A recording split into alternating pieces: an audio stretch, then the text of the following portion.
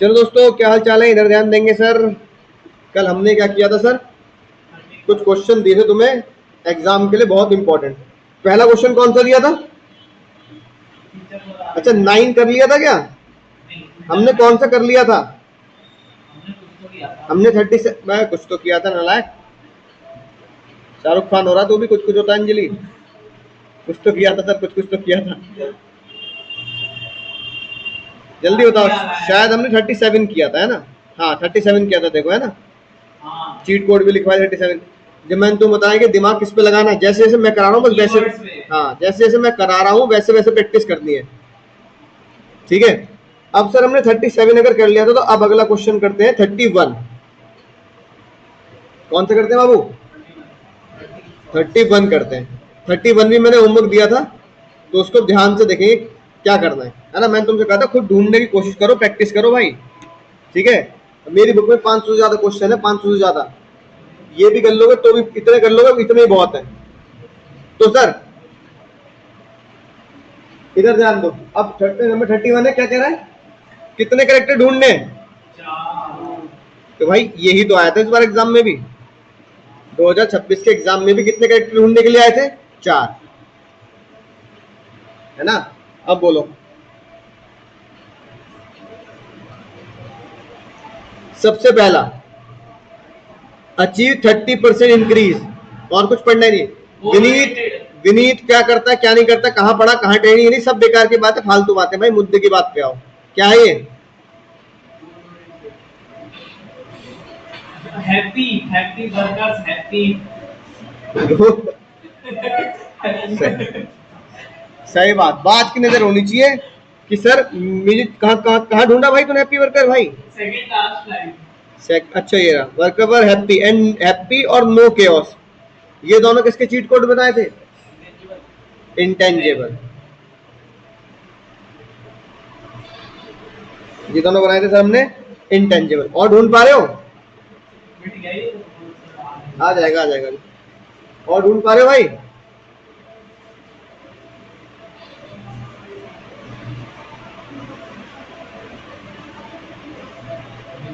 ये क्या लिखा है? ढूंढो ढूंढो। Series of continue work. हाँ कंटिन्यूटी। क्या है ये? Continuous process. दिख गया ना, सीरीज ऑफ कंटिन्यूटी। डिस्कनेक्ट हो गया। डिस्कनेक्ट हो गया, एक मिनट। अच्छा वाईफाई चला गया यार, एक मिनट।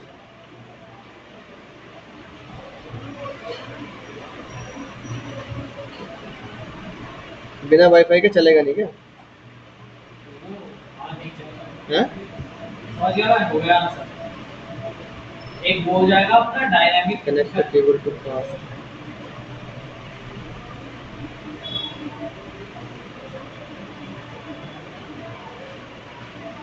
आ गया?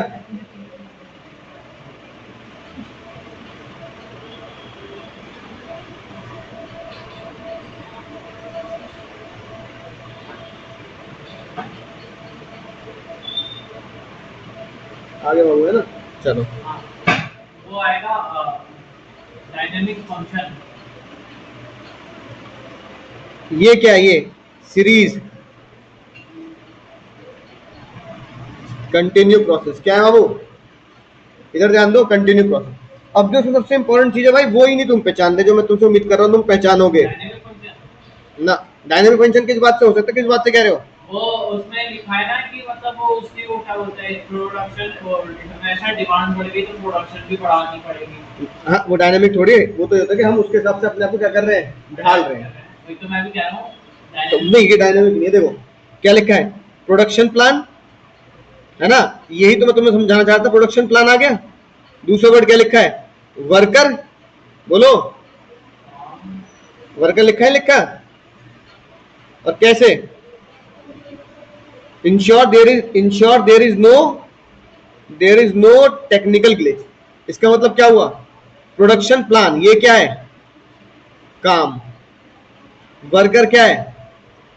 पीपल। और कैसे करेंगे? बिना टेक्निकल ग्लिच से करेंगे। ये क्या है?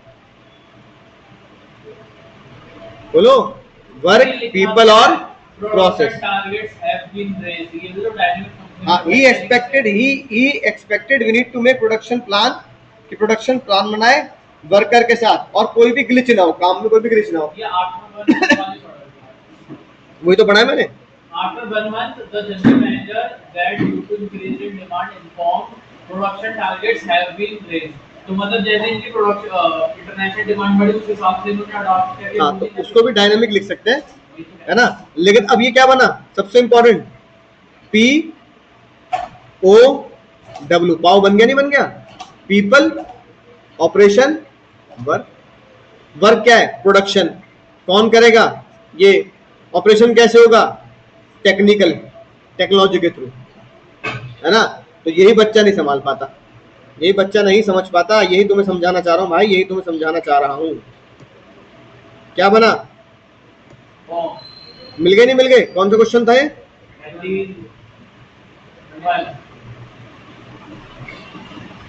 31, देख लो जरा, इधर ध्यान दो, देखो क्या क्या है, goal oriented process, goal oriented process, है ना, गोल ओरिएंटेड प्रोसेस, समझ में आई बात। दूसरा कंटिन्यू, तीसरा मल्टी डायमेंशनल और इंटेंजिबल, तो है ना। तुम इसमें सिर्फ एक ही नहीं बता पाए, क्या मल्टी डायमेंशन में तुमने क्या किया, नहीं पहचान पाए। इसका मतलब ये है कि एग्जाम से पहले क्वेश्चन नंबर 31 जरूर रिवाइज करना है, वरना मैं मल्टी डायमेंशन भूल जाऊंगा, एग्जाम में पहचान नहीं पाऊंगा। फिर हमने ये कर लिया था 31, फिर कौन सा दिया था बाबू मैंने, 21, आ जाओ 21 पे आ जाओ। फिर भाई घर से करके नहीं लाओगे ना तो अपना यहाँ पे क्लास में टाइम वेस्ट ही होएगा सारे क्वेश्चन कराने में।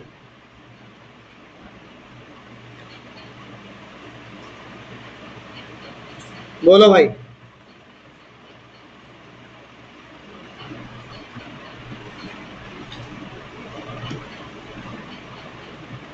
बताओ 21 में अंजू एंड मंजू घर से करके लाते तो कम से कम मुझे पता था कि सर मैंने ये वाले कर लिए, इतने मैंने कर लिए, और आप बता दो और कैसे निकलेंगे। और सबसे खतरनाक बात क्या इस क्वेश्चन में, एग्जाम में लाइन भी कोड करनी है। क्या कोड करनी है एग्जाम में, लाइन भी कोड करनी है। लाइन कोड करके तो नंबर मिलेंगे। पहचानो, शुरू शुरू में ऐसे पहचान लो जैसे कर रहा है, तो भी एग्जाम में याद हो जाएंगी चीजें। भाई टॉपिक गिर गई मेरी, ठीक है। चलो लाइन कोड करके पहचानते हैं, बताओ।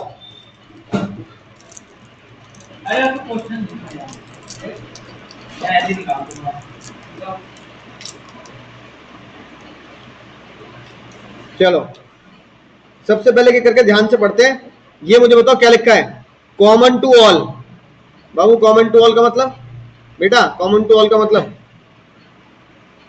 चीट कोड में क्या लिखा है, कॉमन टू ऑल, उसमें कॉमन टू ऑल, अरे कॉमन टू ऑल, हाँ चाहे वो छोटा लेवल हो बड़ा लेवल हो, कोई भी, फिर सारे डिपार्टमेंट में कॉमन रहता है, सारे बिजनेस से कॉमन रहता है। मैंने कहा था चाय वाला हो चाहे अंबानी हो, सब जगह क्या रहता है भाई, थोड़ा घर जाके मेहनत करनी पड़ेगी। सारे के सारे 500 क्वेश्चन मुझसे यही सॉल्व कराओगे क्या। अब देखो क्या लिखा है, इंक्रीज सेल्स। बताओ ये क्या बना, गोल, गोल ओरिएंटेड, यही लिखवा है चीट कोड में। सेल बढ़ रही है, प्रॉफिट बढ़ रहा है, वेस्टेज घटानी है। एक एक चीज को तुम्हें अंजू मंजू की कहानी से कोई लेना नहीं। अंजू मंजू और गुड फ्रेंड, अरे मुझे क्या करना है, गुड फ्रेंड्स है कि नहीं है, गुड एनिमी भी हो तो भी हमें क्या करना है, हमें किससे मतलब है भाई, नंबर पूरे में से पूरे आने चाहिए। 4 नंबर क्वेश्चन आया तो 4 में 4 मिलने चाहिए, ठीक है। अगला बताओ, अरे वो continuous perform a series of continuous composite separate function, continuous process. बिल्कुल सही, सीरीज ऑफ कंटीन्यूअस। ये क्या है बाबू, management is continue process, management is continue process. चलो कोई नहीं, शुरू शुरू में भी पहला चैप्टर तो आराम से कर लो, कोई दिक्कत वाली बात नहीं है, लेकिन अगले चैप्टर में तो मेहनत करनी पड़ेगी sir. Targets are met accordingly. उससे कोई मतलब नहीं। Employees are happy and satisfied. अच्छा भाई ये क्या लिखा है? लेकिन वो effective and efficient करके team spirit, intangible force. Intangible पागल होगा, इंटेंजिबल में तो happy, team spirit. Team spirit बोल दो। हाँ Group देखो, activity. हाँ ग्रुप एक्टिविटी, देखो ग्रुप एक्टिविटी के चीट कोड में लिखा है टीम स्पिरिट, लिखा है ना? इससे लिखा ही नहीं। कोई बात नहीं, उनका रेस्टर भी कोई नहीं, लिख लेना, कोई बात नहीं, दोबारा बता दूंगा, बातें नहीं करो बस। अगला बताओ, हैप्पी। कहाँ लिखा है? Employees are happy and satisfied. हर क्वेश्चन में ये पहचान लेंगे, लेकिन और नहीं पहचाने जा रहे। हैप्पी एंड सेटिस्फाइड क्या है? इंटेंजिबल। इंटेंजिबल, सही बात। बस, और कोई भी है ना? एंड देयर इज कॉल्ड तो यानी मुझे लगता है यही है ना, इसका मतलब क्या हुआ? 1 2 3 4 5, हमने 5 इसमें बना लिए, 5 नंबर एक क्वेश्चन आएगा, 5 हमने इसे बना लिए दोस्त। जैसे 5 नंबर दादा तो 6 वर्ड लिखने पड़ते हैं। हमारी टीचर तो 6 लिखवा देते, क्योंकि इसलिए लिखवाते हैं बच्चा एग्जाम में भूल जाता है। 5 ही याद करूंगा तो भूल जाऊंगा, लेकिन मुझे इसमें मिल गए ना, ठीक है, तो मुझे तो लाइन भी कोड करनी है। बोलो, समझा की बात? अगला क्वेश्चन कौन सा दिया था भाई? 9, बहुत ही इंपॉर्टेंट। मतलब लाइन कर लिया तो समझ लेना सारे करेक्टर कर लिए तुमने।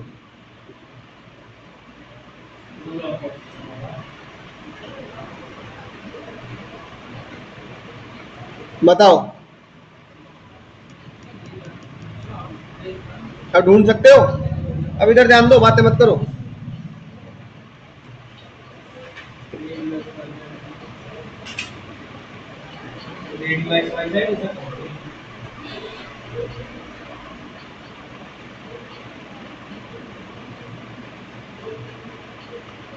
completion of goals. पक्का? Each one of them can contribute. ये हो गया आपका परवेजिव। नहीं परवेजिव नहीं, कॉमन टू ऑल। हाँ परवेजिव भी तो हो गया। चलो एक एक करके पढ़ते हैं। Company has been good in fixing the company target. The main reason for success has been involved in the all employee. Company try to keep the target in front of the employee. Each one can contribute. Target वाली बात आ रही है, यानी कि target क्या है हमारा?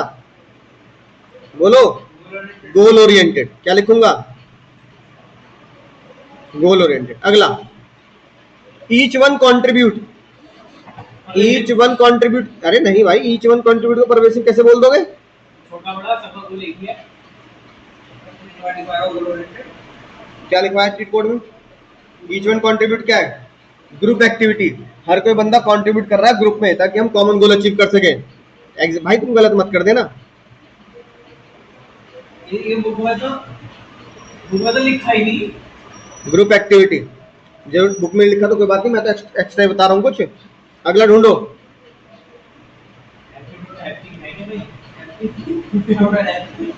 Happy की जगह इसमें एक चीज अलग चीज दे रखी है। हैप्पी की जगह अलग चीज है, हैप्पी सेटिस्फाइड की जगह अलग बात बता रखी है।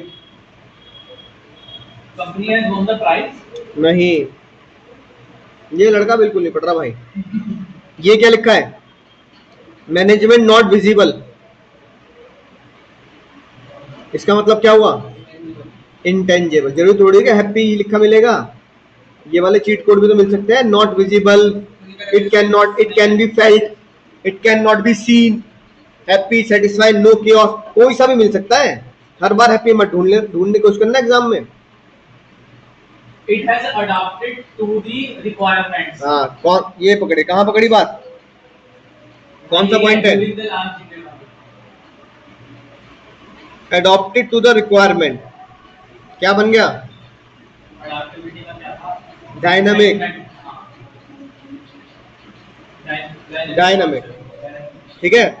अब अगली इंपॉर्टेंट बात जो तुम फिर यहां भी गलती करोगे और एग्जाम में भी गलती करोगे, पहचानो अगली बात। अरे नलायको, हाँ Employees, process P and amount of work. P process, O से ऑपरेशन, प्रोसेस हो गया ना, एम्प्लॉय और वर्क। पाव हो गया नहीं हो गया? पाव को क्या बोलते हैं? Multi dimensional, multi dimension. समझ में आई बात? अब मुझे यार तुम खुद खुद सोच के बताओ, 1 2 3 4 5 6 7 8 9 10 11 12 13 14 15 16 लाइन की स्टडी है। जब बोर्ड का पेपर आएगा ना तो आधा पेज की स्टडी में भर रहा होगा, आधा पेज। क्योंकि पेपर इतना होता है, थोड़ा मार्जिन में बीच में ज्यादा कोने का ज्यादा छोड़ते हैं, बीच में ज्यादा रखते हैं। तो बच्चों को लगता है यार बिजनेस स्टडीज की मैगजीन दे दी सर, 17-18 पेज का तो पेपर इधर। अरे 17-18 पेज के पेपर में इतनी बड़ी 16-18 पेज की लाइन की क्या बना रहे हो?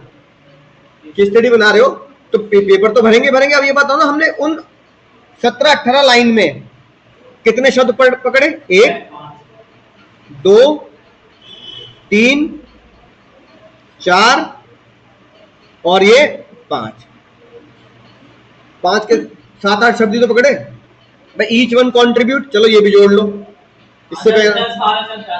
एक लाइन पे एक वर्ड तो भाई इस पूरी केस स्टडी में, पूरी केस स्टडी बेकार है। ये 100 के 100 शब्द अगर लिखे हैं, 100 शब्द अगर लिखे हैं तो ये 100 शब्द मेरे लिए बेकार है। इनमें से मेरे लिए 7-8-10 वर्ड इंपॉर्टेंट है भाई।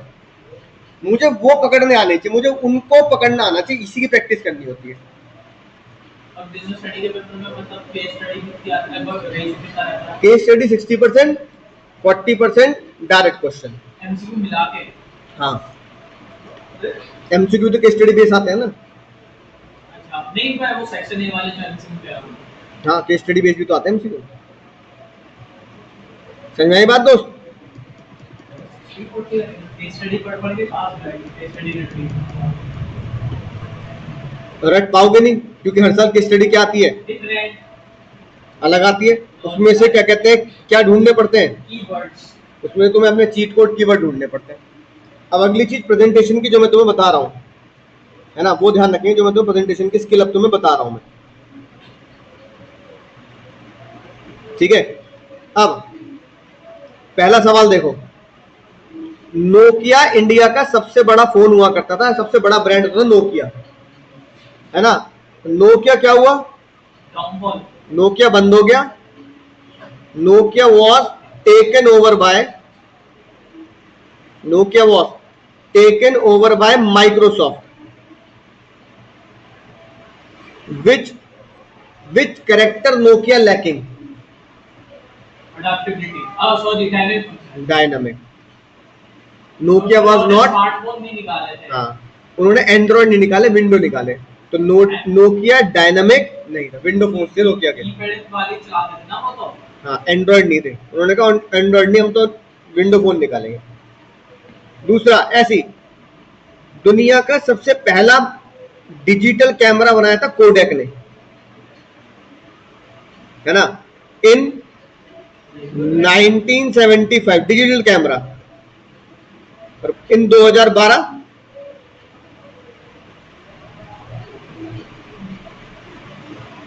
कोडेक इंसॉल्वेंट हो गया। सेल ही नहीं हो रही, उधारी ज्यादा हो गई, माल बिक नहीं रहा, लोग कोडेक के कैमरा ये खरीद नहीं रहे। किस चीज की कमी है? कौन सा करेक्टर लैकिंग है? डायनामिक। नहीं, पढ़ने की जरूरत क्या, ये तुम्हारे बोर्ड्स के तो क्वेश्चन है।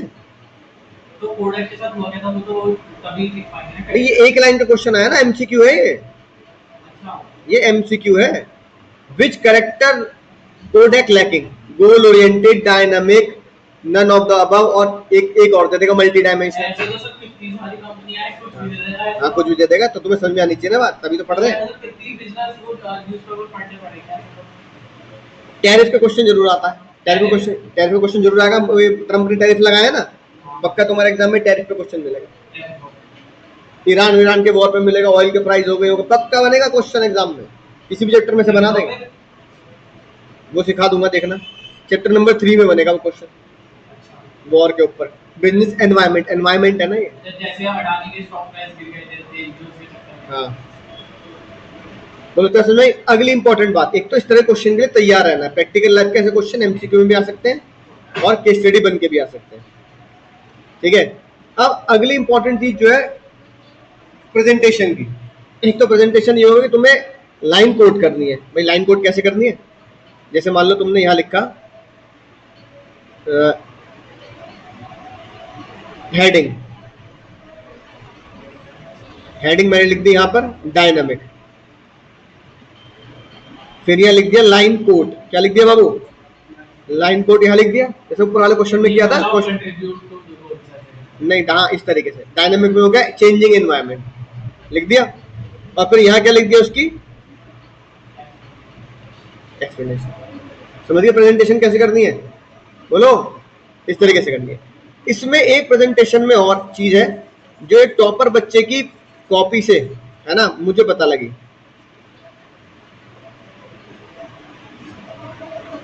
उसने उसकी कॉपी में देखा, उसकी कॉपी सीबीएसई ने रिलीज करी कि सीबीएसई रिलीज करता है टॉपर बच्चे की कॉपी हर साल कि इस बच्चे के बिजनेस स्टडीज में अकाउंट में ऐसा है, वो कॉपी को रिलीज करते हैं, सीबीएसई की साइट पे मिल जाती है कॉपी ताकि अगले साल वाले बच्चे देख सकें कि बच्चा कैसे लिख रहा है, जिसके 100 में से 100 आए हैं।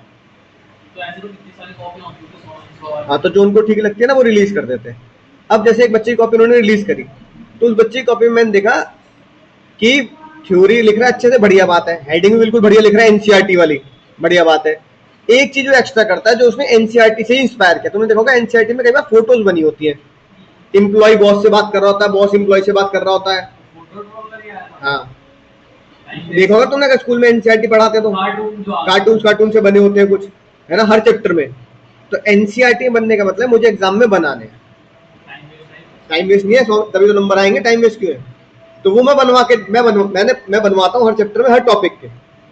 अब देखो जैसे पिछली क्लास में हमने पढ़ा इफेक्टिवनेस और एफिशिएंसी, पहले टॉपिक पकड़ो, पहले देखो कि भैया टॉपिक क्या है, टॉपिक है मेरा इफेक्टिवनेस एंड, टॉपिक पकड़ लिया। अब मेरे दिमाग में जो कार्टून प्रेजेंटेशन आनी चाहिए वो टॉपिक से रिलेटेड आनी चाहिए, मेरे इफेक्टिवनेस एफिशिएंसी की मुझे क्या करनी है, हाँ अब बता रहा हूँ ना कैसे बनेगा। देखो एक बना दो, कोई भी इंसान बनाने की कोई दिक्कत नहीं है, ऐसे ऐसे ऐसे जैसा मन करे वैसे बना दो, ड्राइंग पेज के ऊपर कोई लेना देना नहीं है। वो ऐसे जिस बच्चे ने टॉपर बच्चे ने बना रखे थे उसने ऐसे ही बना रखे थे। इंपॉर्टेंट ये कि बोल क्या रहा है, इसके नीचे लिखो ये कौन है, ये है एम्प्लॉय, कौन है एम्प्लॉय कह दो, फोरमैन कह दो, वर्कर कह दो। ये एम्प्लॉय अपने बॉस से कह रहा है sir I need 1 more week to complete the task. बताओ इतना लिखने में कोई टाइम वेस्ट नहीं हो रहा। इधर जो बॉस है वो गुस्सा कर रहा है ना, इधर जो बॉस है वो गुस्सा कर रहा है और बॉस से कह रहा है, इस मतलब चेहरे वेहरे पे नहीं जाना, तुम कैसा भी चेहरा बना दो, है ना। बॉस कह रहा है बताओ यू आर, पागल हो रहा है, यू आर नॉट इफेक्टिव, यही तो बोलेगा, ठीक है। ये हो गया कंपनी का बॉस या मैनेजर, कुछ ही बोल दो, ठीक है। अब नीचे कॉन्सेप्ट का नाम लिख दो,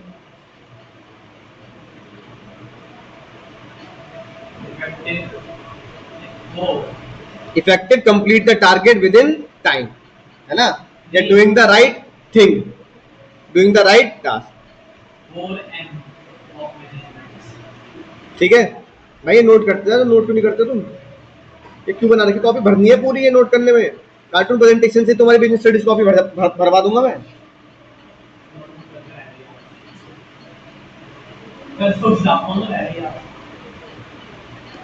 कुछ कार्टून प्रेजेंटेशन में तुम्हारे ग्रुप पे भेज दिया करूंगा, है ना, ठीक है। और उसे तुम बस बस बहुत है, इतना ही बहुत है। अच्छा क्वेश्चन आ गया किस पे, एफिशिएंसी पे है ना। Sir I had done this work in this much of, नहीं वो क्या बोल रहा है, sir I need 10 lakh rupees more to complete the task. उसको एफिशिएंट भी तो दिखा सकते हैं ना, जरूरी है एफिशिएंसी। हाँ दूसरा भी दिखाएंगे ना, अभी बनाऊंगा ना वो, मैं बता रहा हूँ कि कैसे टॉपिक क्या है ये चूज करना है। पहले मैं चूज कर रहा हूँ कि क्वेश्चन में कह रहा है कि वो इफेक्टिव एफिशिएंट नहीं है, ठीक है। तो बॉस क्या बोल देगा, You are inefficient. हाँ, यू आर नॉट एफिशिएंट। दूसरा कार्टून प्रेजेंटेशन हो गई। अब तुम कह रहे हो कि भैया ऐसा भी तो हो सकता है कि वो इफेक्टिव और एफिशिएंट हो, या फिर वो इफेक्टिव हो एफिशिएंट ना हो। तुम बताओ तुम क्या चाहते हो, क्वेश्चन में क्या हो? इफेक्टिव हो एफिशिएंट ना हो। तो देखो अब जो एम्प्लॉई है वो क्या बोलेगा? इफेक्टिव हो ना, I need more money so that I can complete the time. Effective होना चाहिए वो, हाँ, ठीक है। तो वो बोलेगा sir I need more money and labour, money and complete on time. Labour to complete the task On time. Within time या गिवन टाइम। लिख दिया। अब इसकी बातों से पता लग रहा है क्या है। It's effective but not efficient. तो बॉस कह रहा है यू आर ऐसे रुपए का ठीक हुआ है। इफेक्टिव नॉट,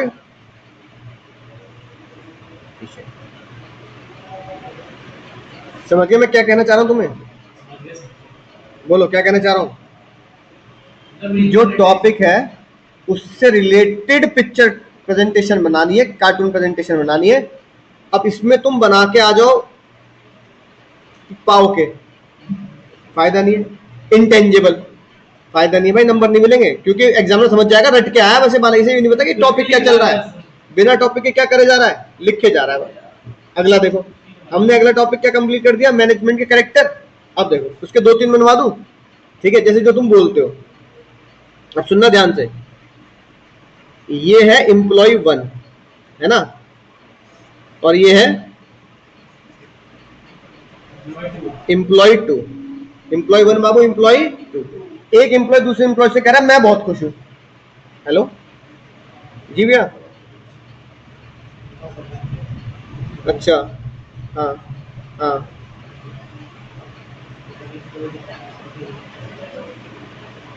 हाँ बात करा दूँ आपके, ठीक। ये कह रहा है, ये कह रहा है I am happy with the company policy. ये कह रहा है कंपनी की जो पॉलिसी है ना, इतने बजे आना है, इतने बजे जाना है, इतने बजे लंच होगा, मुझे ठीक लगता है यार, है ना। बाकी मैं तो दोस्तों से पूछता हूँ, हाँ सब ठीक है। दूसरा क्या कह रहा है, yes I am also satisfied. मैं भी कंपनी की पॉलिसी से क्या हूं, तो ये क्या हो गया, मैनेजमेंट इज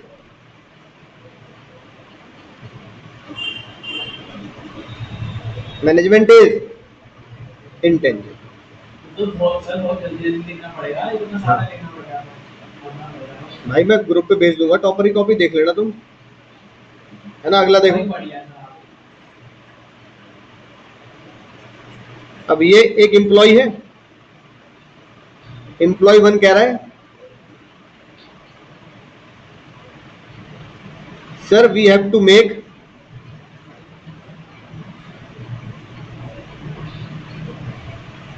टारगेट्स, नहीं पूरा तो देख लो, every week and every month. हमें हर हफ्ते हर महीने टारगेट सेट करने पड़ते हैं। ऐसा क्यों करते हो सर? तो बॉस क्या बोलेगा, या बॉस कह दो, सीईओ कह दो, सीईओ क्या बोलेगा?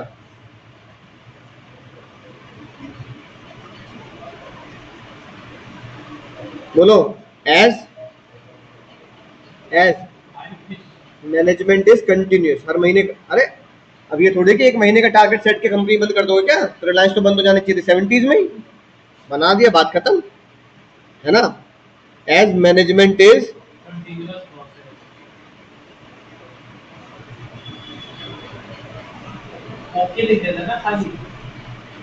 तो ये कौन सा कॉन्सेप्ट हुआ, मैनेजमेंट इज कंटिन्यूस प्रोसेस। समझो दोस्त, बात समझ में आ रही है मैं तुम्हें क्या समझाना चाह रहा हूँ? अच्छा ये देखो, ये तो मैं तुम्हें हर टॉपिक के दूंगा, हर टॉपिक के दूंगा। आज तो बनवा रहा हूँ, अगली बार मैं तुम्हें ग्रुप पे दे दूंगा। इससे क्या होगा, तुम्हारा मेरा टाइम बचेगा, हम पढ़ने में टाइम फोकस ज्यादा करेंगे इन चीजों के बजाय। ठीक है, समझ गया ना। बस ये तुम क्या करना, जो मैं तुम्हें दूंगा वो क्या करना है। जैसे मान लो मैंने एक दिन के 3 दे दिए तुम्हें कार्टून प्रेजेंटेशन, तो 3 बना के लाने हैं। कॉपी में कि भैया आपने होमवर्क किया तो बना के, बस ये ईमानदारी से काम करना है, वो बना के लाने हैं बस, है ना, राइट। अब जैसे मैं तुम्हें दे दूंगा, अगला टॉपिक पढ़ेंगे मैनेजमेंट आर्ट साइंस प्रोफेशन, तो मैं तुम्हें दे दूंगा, तुम्हें बना के लाने, ठीक है। तो हमारा पढ़ने का टाइम मतलब हमारा ये वाला टाइम बच जाएगा, हम उसे पढ़ाई में लगा देंगे, तो मैंने बात, है ना। और भी तो देखो, अब देखो, अब तुम खुद सोचो कि क्या कहते हैं, टीम का कैसे बनेगा, हाँ, पीओडब्ल्यू पाव का कैसे बनेगा, ठीक है, गोल ओरिएंटेड कैसे बनेगा, लिख दो, वन टारगेट दिस, या that goal is to achieve the 1 crore sale, 10 crore sale, लिख दोगे नहीं लिख दोगे, है ना, बोलो भाई, इस तरीके से बन जाएगा।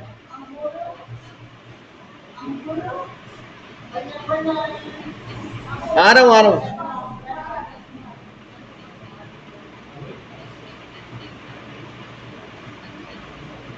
भेज दो।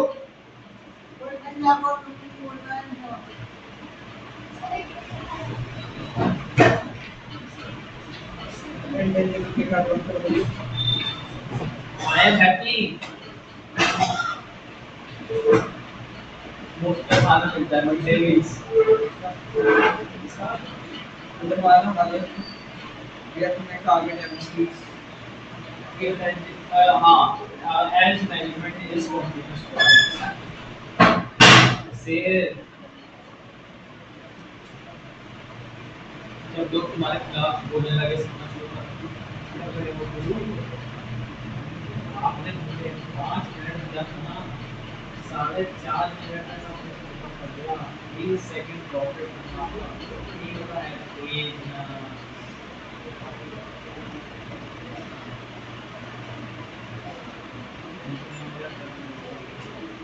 the only disability that I was talking about was your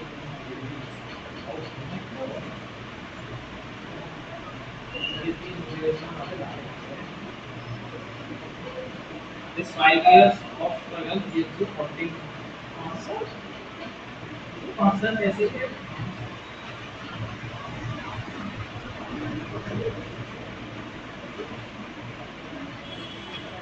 मेरे दिल का इबादत एक चेहरा 5 बहुत दर्द जिगर सांसें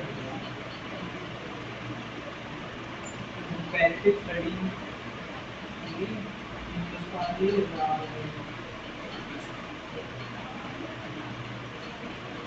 मैं उस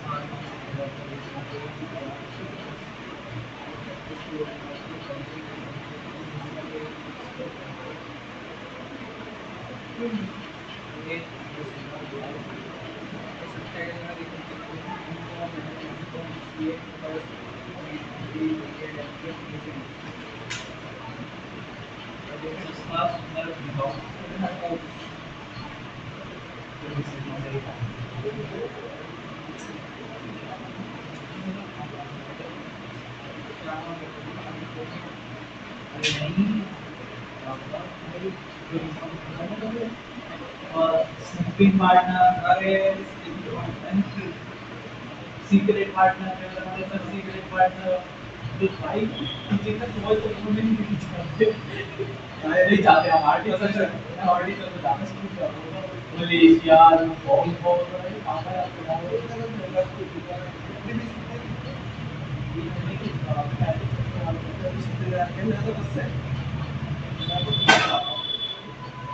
महीने का 13-14 हज़ार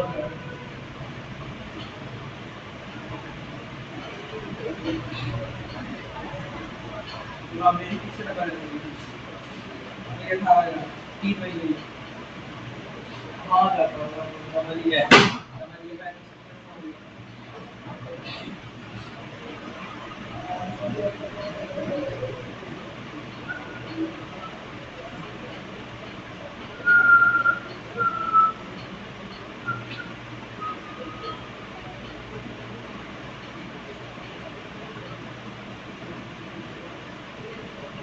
बस सीईओ बन जाओ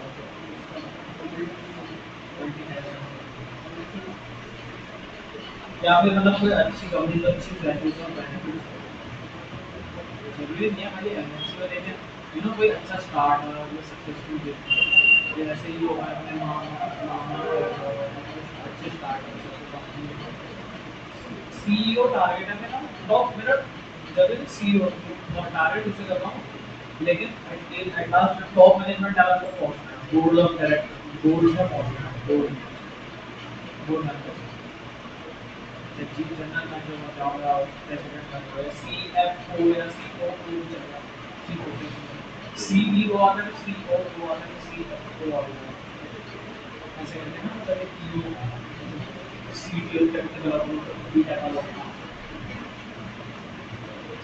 एक बार हो जाए तो कोई अपना खुद का स्टार्टअप चल जाए चलेगा निकलेगा ये टाइप को चल वो तो सभी जा रहे हैं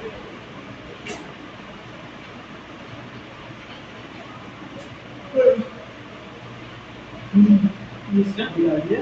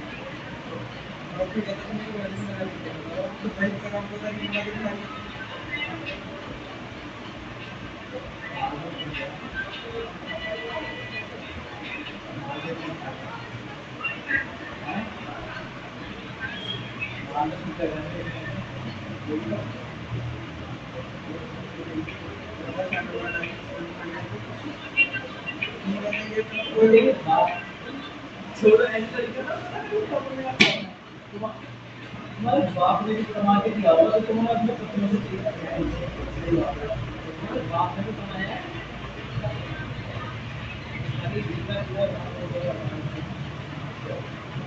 अब वो इतने बोल रहा है कि चीजें सब करके अपने मां बैठी इसके ऊपर हमने लगे था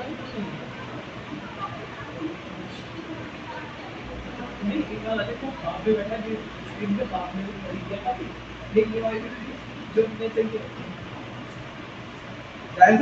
अरे रुक जाओ ना, वो बच्चा आ गया था ना, भैया थे तो इसलिए बात करनी पड़ी।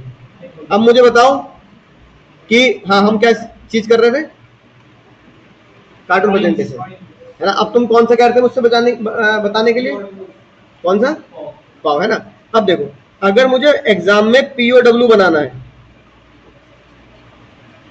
ठीक है, तो ये है कंपनी का सीईओ। सीईओ क्या बोलेगा, वी हैव टू प्रोड्यूस, है ना, मान लो शर्ट का बिजनेस करता है, we have to produce shirts, कि भाई मुझे क्या करना है, शर्ट्स बनानी है। अब यहाँ पर जो होगा, यहाँ पर इसका जो एम्प्लॉय होगा या फोरमैन होगा, क्या होगा, प्रोडक्शन मैनेजर कह दो, चलो, है ना, ये होगा प्रोडक्शन मैनेजर।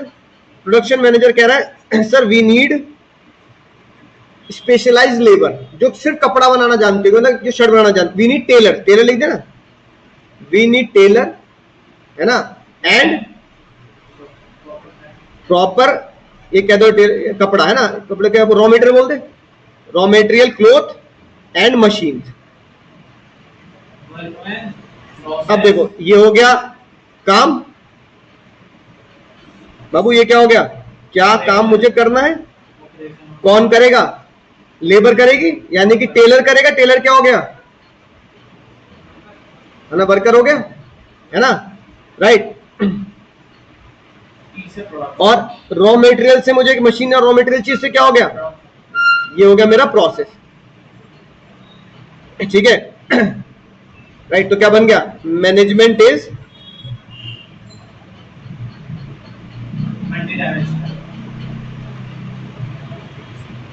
Multi dimension. नहीं बात, खुद सोच के देखो कि मैं किस तरीके से भैया मैं खुद अपना कार्टून प्रेजेंटेशन बना सकता हूँ। हालांकि देखो मैं अगर बताऊं तो तुम्हें तो सीखने की जरूरत नहीं, क्योंकि मैंने बनाई रखे हैं, लेकिन फिर भी एग्जाम में खुद को पता होना चाहिए कौन सा टॉपिक आ रहा है, मुझे क्या बनाना। हाँ मुझे बना के लिख सकते हो, ये तो सिखाना चाह रहा हूँ तुम्हें कि रटने की जरूरत नहीं, तुम मुझे खुद भी बना सकते हो। अच्छा ये बताओ, एक और लास्ट बनवा देता हूँ, ये तो बिल्कुल रियल लाइफ एग्जांपल बनाता हूँ। मैकडी का सीईओ है, नहीं मैकडी कह रहा है in India no one eat beef, therefore make and market, marketing भी करो, बनाओ भी कौन सा, ये फिर ऐसे लिख सकते हैं सजेस्ट आइडियाज, तो फिर एक बोर्ड मेंबर्स में से कोई दिखा देंगे कि वी कैन मेक वो पैटीज विद पोटैटो, मेक आलू टिक्की, ठीक है। अब ये कौन है, मार्केट मैनेजर, सेल्स मैनेजर कह दो, सेल्स मैनेजर क्या कह रहा है, yes sir, as in India, है ना, पोटैटोज आर, हाँ potatoes are common food to eat, तो वही हमें लगता, और चीपर भी तो है ना। जब आया था 20 रुपए सस्ता मिलता है भाई, 10 रुपए किलो 20 रुपए किलो तो हमें मिल जाता है, इनको तो और सस्ता मिलता होगा। तो इसका मतलब आप क्या बोलोगे, कौन से, McD is management is dynamic. नहीं बात, ये कला भाई तुम्हें आनी चाहिए टॉपर बनने की, ठीक है, राइट। बाकी कुछ कुछ मैं क्लास में बनवाया भी करूंगा और कुछ तुम्हें मैं ग्रुप पर भेजा भी करूंगा। एक छोटा टॉपिक पढ़ा देता हूं, है ना, 2-4 पॉइंट है बस, क्वेश्चन मैं अगली क्लास में करा दूंगा। अब वो इसलिए पढ़ा रहा हूं क्योंकि वो कैरेक्टर से रिलेट करता है। अब आती है बात, सर मैनेजमेंट हमारे लिए जरूरी क्यों है, बाबू मैनेजमेंट हमारे लिए जरूरी क्यों है, ठीक है, मतलब why management is important, why management is important, ठीक है। अब बताओ मैनेजमेंट भाई हमारे लिए जरूरी क्यों है। सबसे पहला, मैनेजमेंट इसलिए जरूरी है, मैनेजमेंट इसलिए जरूरी है क्योंकि वो हमें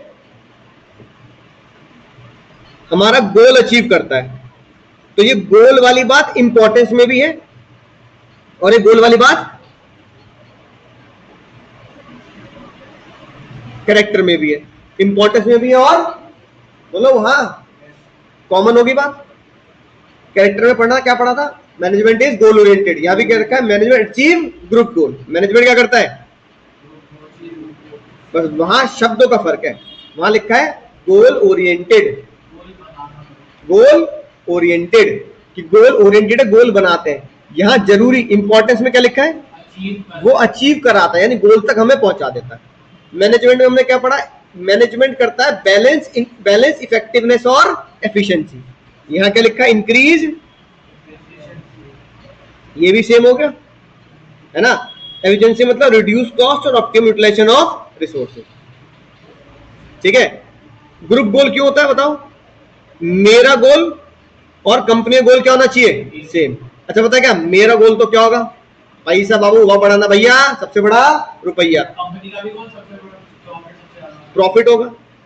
एम्प्लॉय का काम पूरा करना टाइम पे होगा। अब ये जुड़े हुए क्यों है? अगर भाई कंपनी प्रॉफिट में आएगी तभी तो वो तुम्हें सैलरी बढ़िया देगी।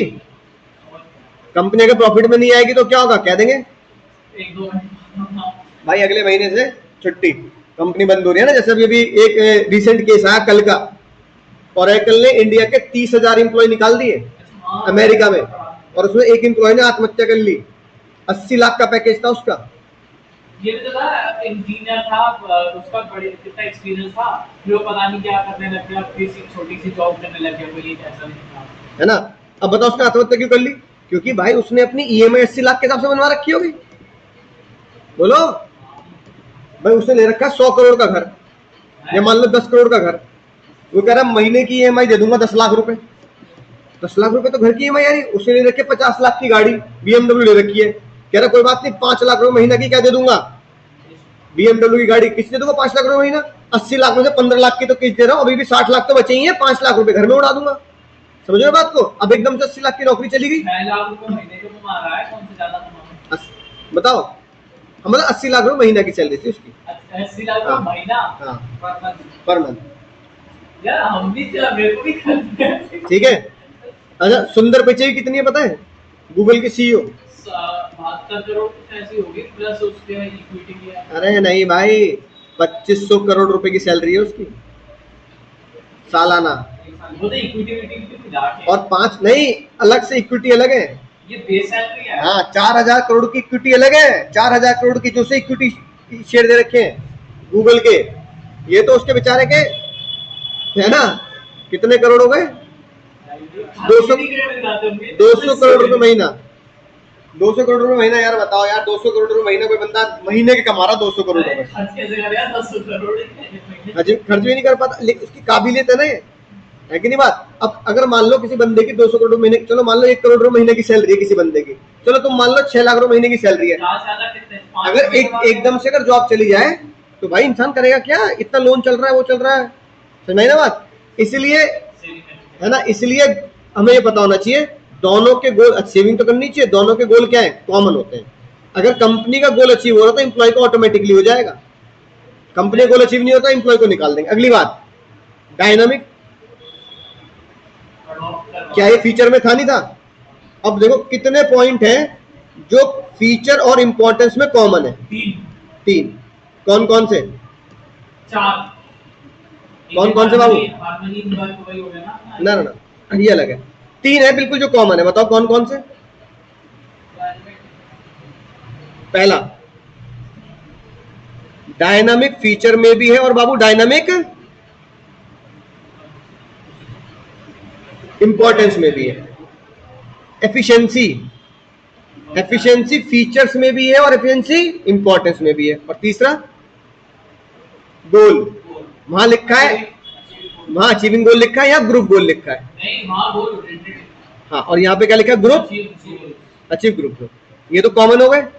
3 मुझे बाबू अलग से पढ़ने। 3, पहला, अगर मैनेजमेंट जरूरी इसलिए है क्योंकि मैनेजमेंट बताता है कि मैनेजमेंट अगर ढंग से होगा तो एम्प्लॉय के पर्सनल गोल भी अचीव हो जाएंगे। कैसे?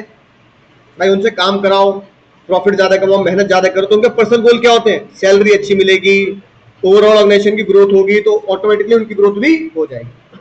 सोसाइटी, अगर मैनेजमेंट अच्छे से चल रहा है तो जब मैनेजमेंट अच्छे चलता है ना, जब पैसा आ रहा होता है, तो फिर हम देश के बारे में भी सोचते हैं। किसके बारे में सोचते हैं?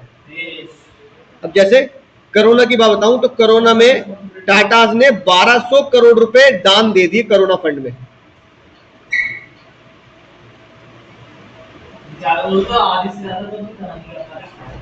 ठीक है, कितने करोड़ रुपए दान दे दिए? 1200 करोड़ रुपए दान दे दिए। अब ये किस में आएगा? भाई उनका मैनेजमेंट अच्छा है तभी तो ये कर पा रहे हैं। मैनेजमेंट अच्छा है तभी तो कर पा रहे हैं। मैनेजमेंट बेकार हो तो पता लगा हम काम ही नहीं कर पा रहे ढंग से, हमारा प्रॉफिट ही नहीं आ रहा। खुद का तो कंपनी चल तो भाई इंसान पहले खुद का पेट भरता है, तब क्या करता है, तब भंडारा करता है। अब ये थोड़ी कि तुमने 100 रुपए कमाए 100 रुपए गरीबों बांट दिया, ऐसे कोई नहीं करता, बहुत ही कम लोग होते हैं। दानवीर कर्ण होगा बस ऐसा, है ना, कि भाई जो मेरे पास है पहले वो तेरा बाद में मेरा है। वरना पहले अपना पेट, कंपनी भी कहती, कंपनी कहती पहले अपना पेट तो भर ले, अपने साथ साथ अपने एम्प्लॉय का तो भर ले, उसके बाद दान दे दियो। पहले अपनी वर्क सोसाइटी का फिर उसके बाद हाँ, तो ये होता है, इसे बोलते हैं CSR एक्टिविटी। क्या बोलते हैं बाबू? Corporate social responsibility. सी मतलब corporate social responsibility, corporate social responsibility होती है। अब CSR एक्टिविटी होती है, पहले भैया अपने घर से शुरू करो। अपने घर से कैसे? पहले अपने एम्प्लॉय को क्या दो? अच्छा एनवायरनमेंट दो। एनवायरनमेंट समझ गए ना, अच्छा एनवायरनमेंट हो कि भैया ऑफिस आ रहा तो पंखे हो, पीने के लिए पानी हो, अच्छे बेनिफिट्स हैं, बेनिफिट्स दो कि सर क्या कहते हैं चाय भी मिल रही है, सैलरी बढ़ा दो हल्की, है ना, और कॉफी मिल रही है, साथ में कभी कभी खाना भी दे देते हैं, ये चीज।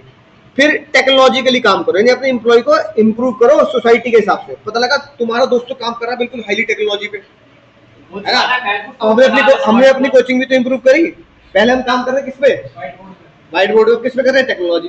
तो इसे बोलते हैं टेक्नोलॉजी इंप्रूवमेंट। ये भी क्या होता है, अगर मैं ये कर रहा हूँ अपने एम्प्लॉय के लिए तो ये भी CSR ही है, ठीक है। अपने एम्प्लॉय को क्या करो, ग्रोथ और डेवलप करो, ये सीख ले, प्रमोशन हो जाएगा। और उसके बाद जाओ सोसाइटी पे, सोसाइटी को क्या दो? गुड क्वालिटी, अच्छी क्वालिटी का प्रोडक्ट तो सस्ते दाम में। सोसाइटी को क्या दो? एम्प्लॉयमेंट दो।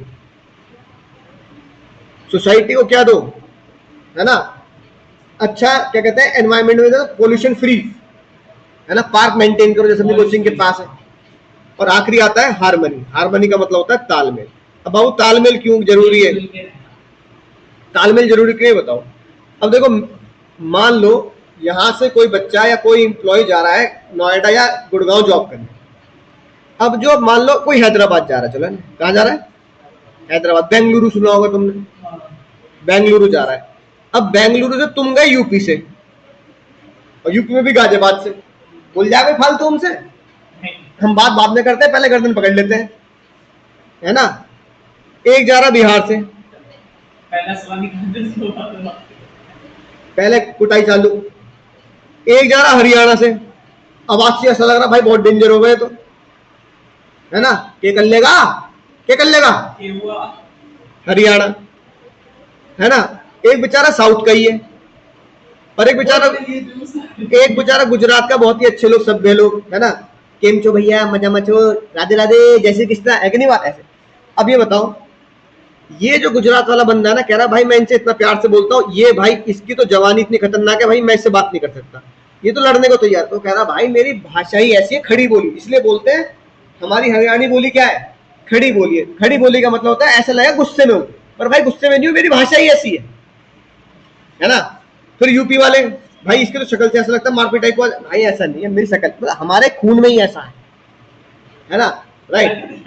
अब साउथ वाले कह रहे हैं कि भाई हम इनसे बात नहीं करने के, है ना, ये ऐसे। अच्छा ये बताओ, हाँ, अब क्या कहते हैं, अब कोई बंदे से मैं हूं, अब मैं नॉन वेज नहीं खाता, लेकिन मेरे साथ एक मान लो यूपी का बंदा, बिहार का बंदा, साउथ का बंदा, वो नॉन वेज खाता है, मैं कह रहा हूँ मैं तो नहीं खाऊं, मैं इसकी टीम में नहीं रहूंगा, नॉन वेज खाता है ये। तो कंपनी का मैनेजर ये बोल रहा है भाई ये देखिए नॉन वेज खा रहा है, तू नॉन वेज नहीं खाता, ठीक है, तो लंच टाइम में तू भाई उधर बैठ जा, उधर बैठ जा, मैं इसके साथ काम ही नहीं करूंगा, मैं इसकी टीम में ही नहीं रहूंगा, मुझे कहीं विजिट पे जाना है क्लाइंट के, या मुझे फैक्ट्री में जाना है, मैं तो उसके बगल में नहीं बैठूंगा। ये कोई मतलब बनता है क्या? ये मतलब नहीं बनता, ठीक है, राइट। अब कोई बंदा कह रहा है कि भाई मैं तो यूपी से हूँ, ठीक है, गुजरात का बंदा कह रहा है भाई ये अंकुर भैया, अंकुर भाई तो यूपी से, अजीब अजीब सी भाषाएं बहुत, मान रहा नहीं मान रहा, ऐसे बोल रहा है, तरीका नहीं है कोई बोलने का, तो मुझे सिखाएंगे भैया ये थोड़ी यूपी की भाषा को कंट्रोल करो, थोड़ी अंग्रेजी में बोल दो भाई, सिंपल हिंदी बोल दो कि भैया देखो आराम, थोड़ा सा पोलाइटली यार बोलना सीखो। पता है अगले टीम वाले क्या करते हैं? शिकायत करते हैं, लेकिन तुम इंसान बड़े काबिल हो, हम तुम्हें अपनी कंपनी से निकाल नहीं सकते, काबिलियत काम करती है ना। तो ये इसको कहते हैं तालमेल बिठाना। तो फिर तुम्हें पता लगेगा कुछ महीनों में कि मुझे अपने क्या कहते हैं प्रदेश, अपनी बोली, अपनी कल्चर और अपने मिथ्स और अपने मेंटल स्टेटस से ऊपर उठना पड़ेगा, है ना। मेरा मेंटल स्टेटस अभी ये है कि भाई किस रेस्टोरेंट में अगर नॉनवेज बनता है तो मैं वहाँ खाना नहीं खाता, भाई नॉनवेज बनता पता नहीं अंदर तू कौन से बर्तन यूज कर रहा है, कौन से नहीं कर रहा, लेकिन जब हमें कंपनी में जाते हैं तो इस स्टेटस को हमें क्या करना पड़ता है? ओवरकम करना पड़ता है ना, मेल जुल के रहना पड़ता है। बशर्ते वो मेरी रिस्पेक्ट कर रहा हूँ कि वो कहते यार अंकुर सर ना नॉनवेज नहीं खाते, अंकुर सर आप उस इनके टेबल, सामने नहीं, हाँ, मैं उधर खा लूंगा, आप बात उधर खा लेते, समझ में आई ना बात। लेकिन इसका मतलब मैं तेरे साथ गाड़ी में ही नहीं बैठूंगा, मैं तेरे साथ कंपनी में काम ही नहीं करूंगा, ये गलत है। इसे बोलते हैं कंपनी में हार्मनी लाना। क्या लाना? देखो लिखी बात, इंप्लॉय अलग अलग बैकग्राउंड से होते हैं, कल्चर से होते हैं, उनका एटीट्यूड अलग होता है, स्टाइल अलग होता है, तो उनको एक फ्रेंडली एनवायरनमेंट देना है ताकि वो यूनिफॉर्मली क्या कर सके, सब अपने गोल को अपना टास्क कंप्लीट कर सब अपने गोल को, अपने टास्क को कंप्लीट कर सके। समझ में आई बात? बोलो भाई, समझ गए? तो हमने कितने पढ़े? 6 इंपॉर्टेंस। कौन कौन 6 इंपॉर्टेंस है बताना जरा? डायनामिक, एफिशिएंसी, ग्रुप गोल। चलो इसका चीट कोड लिखवा दूंगा अगली क्लास में उस बॉक्स में,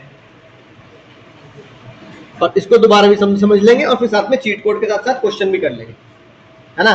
कि इंपॉर्टेंस पे क्वेश्चन, अच्छा मान लो इस बार कैरेक्टरिस्टिक पे क्वेश्चन आया, हो सकता है अगली बार इंपॉर्टेंस पे पूछ लो। चैप्टर 1 की कैरेक्टरिस्टिक आ गई, चैप्टर 3 की इंपॉर्टेंस पूछ ली, चैप्टर 4 की लिमिटेशन पूछ ली, ऐसे बनाया पेपर। हाँ, पहले चैप्टर की इंपॉर्टेंस, दूसरे में तो प्रिंसिपल आते हैं, तीसरे पहले की कैरेक्टरिस्टिक, तीसरे की इंपॉर्टेंस, चौथे की लिमिट, है ना? ऐसे पूछ रहे हैं। ठीक है दोस्तों, तो अगली क्लास में मिलेंगे, चीट कोड अगली क्लास में तुम्हें बताऊंगा।